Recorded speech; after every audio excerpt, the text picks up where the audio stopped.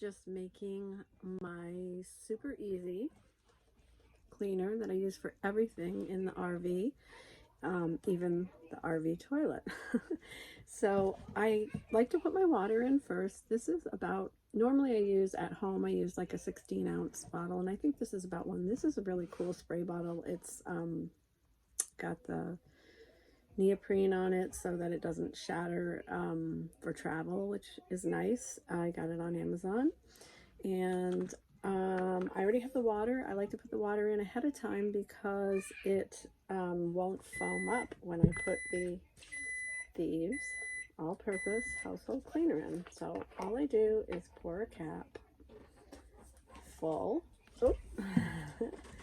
and pour it in the bottle, put the nozzle on, and I am done. And this little bottle will make probably, well, the 16-ounce, I know it makes about 30 of those. So super easy, super economical, and super effective, and super clean.